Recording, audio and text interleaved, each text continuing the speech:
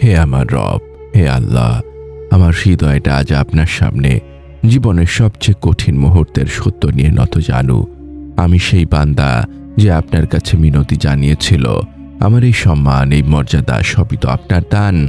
আমি জানি, আমি যখন আমার সন্তানের মুখের দিকে তাকাই, আমি আপনার কুদরত দেখতে পাই। আমার এই বিশ্বাসে দৃঢ়তা আছে যে আপনিই আমার রব, তাই আমার আর কোনো চিন্তা থাকে না।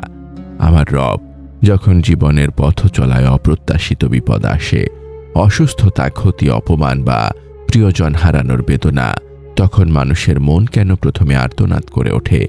কেন আমি সেই মুহূর্তে ভুলে যাই যে আপনার দয়া আমার প্রতিটি নিঃশ্বাসের সাক্ষী? আমি কেবল কষ্ট দেখি আর আমার ঈমান ভেঙে যাওয়ার উপক্রম হয়। আমার মনের কালবুন সালিমকে তখন ঘিরে ধরে হতাশা ও ক্ষোভ। কিন্তু হে আল্লাহ, যখন আমার এই দুর্বলতা কাটে, যখন আমি আপনার কোরআনের আলোয় আমার বিপদকে দেখি, তখন আমি উপলব্ধি করি এই বিপদ আপনার রহমতেরই এক বিশেষ রূপ। আপনি এই কষ্টের মাধ্যমে আমাকে পবিত্র করছেন, আপনি আমার গুনাহের কাফফারা বানাচ্ছেন, আপনি আমাকে আখিরাতের জন্য প্রস্তুত করছেন। আপনার সুন্দর ফয়সালা তখনই আমি দেরিতে হলেও উপলব্ধি করতে পারি। এই উপলব্ধি আমার হৃদয়ে এক অদ্ভুত গভীর প্রশান্তি এনে দেয়। এই শান্তি আমাকে বলে, আমার সবরকে দৃঢ় রাখো। আমার রব যিনি, তিনি আমাকে একা ছেড়ে দেবেন না। আমার জীবনের এই পরীক্ষা আপনার কাছে আমার বান্দা হওয়ার চূড়ান্ত প্রমাণ। হে আল গফুর, হে আল কাদির, আমার এই বিপদকে আপনি আমার জন্য পবিত্রতার কারণ বানিয়ে দিন। আমার জীবনের শেষ আমল পর্যন্ত যেন আমি আপনার প্রতিটি ফয়সালাকে আপনারই রহমত হিসেবে মেনে নিতে পারি। আসসালামু আলাইকুম ওয়া রাহমাতুল্লাহি ওয়া বারাকাতুহু। আমাদের এই প্রশান্তির আয়োজনে আপনাকে স্বাগতম। আলহামদুলিল্লাহ, আমরা আজ আমাদের এই আধ্যাত্মিক সফরের 219তম পর্ব নিয়ে উপস্থিত। আমরা আজ ঈমানের সেই মূল ভিত্তিকে নিয়ে কথা বলবো, যা মুমিনের হৃদয়ে সকল ধরনের দুঃখ কষ্টের মুহূর্তের চূড়ান্ত শান্তি ও সন্তুষ্টি এনে দেয়। তা হলো বিপদের রহমত, পরিশুদ্ধি ও মর্যাদার উচ্চতা। আপনি যদি আমাদের এই সফরের নতুন সঙ্গী হয়ে থাকেন, তবে আমরা বিশ্বাস করি প্রতিটি কথা, প্রতিটি স্মরণ হৃদয়ের মরচে পড়া দাগগুলোকে মুছে ফেলতে সাহায্য করে। আপনার ঈমানি জীবনকে আরও সমৃদ্ধ করতে চান?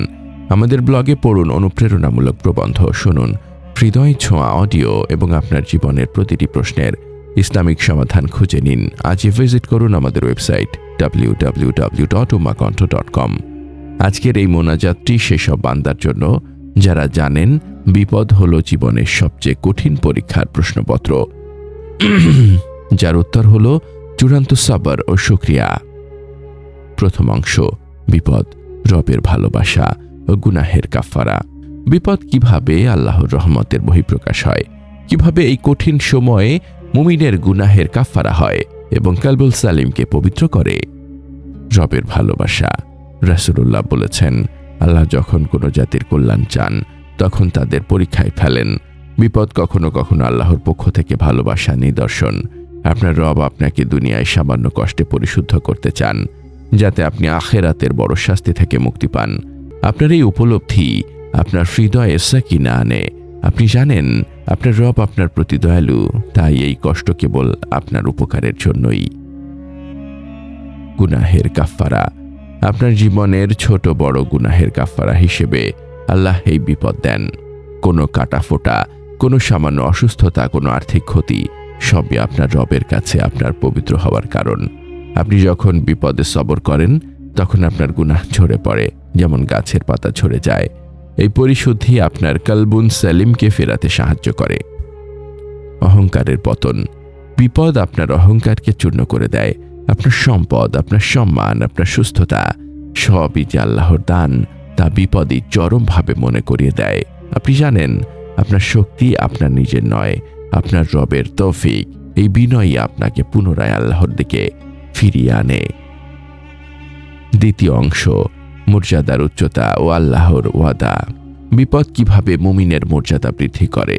আল্লাহর ওয়াদা ও সুন্দর ফয়সালা কিভাবে বিপদের সময় ঈমানকে মজবুত করে? মর্যাদার উচ্চতা।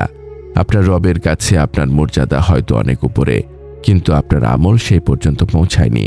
তাই আল্লাহ বিপদ দেন, যাতে আপনি সেই বিপদে সবর করে সেই উচ্চ মর্যাদায় পৌঁছাতে পারেন।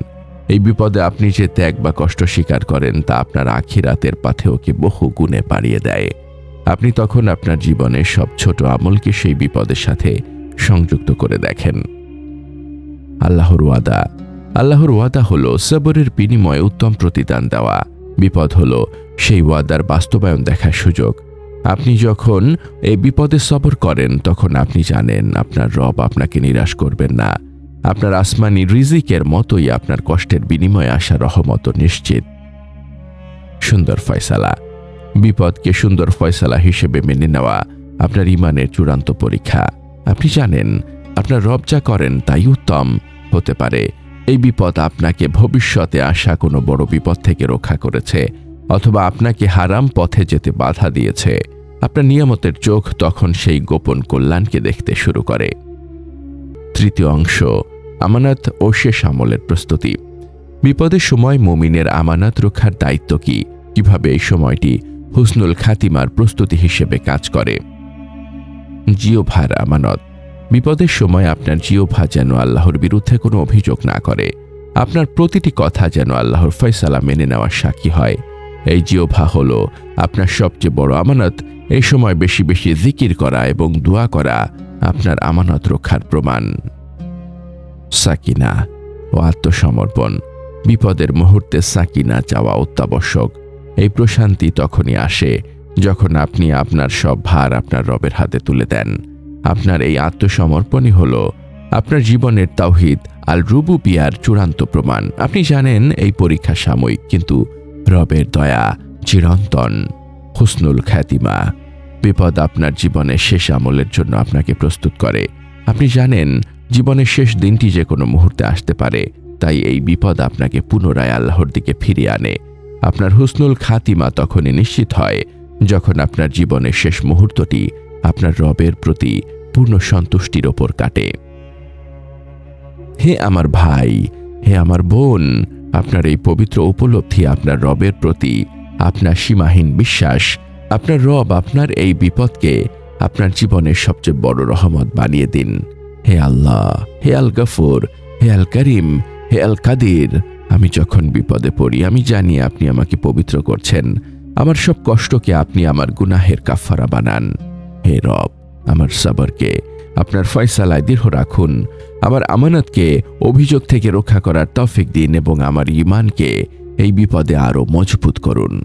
আমার জীবনের শেষ আমলটি যেন আপনার রহমতের উপর পূর্ণ বিশ্বাস ও সাকিনার উপর হয়। হে আল্লাহ, আমি আপনার কাছে বিধিলিপিতে স্থিরতা চাই, হৃদয় পরিচ্ছন্নতা চাই, আর প্রতিটি অপছন্দনীয় ঘটনার মাধ্যমে আমার গুনাহের কাফফারা চাই।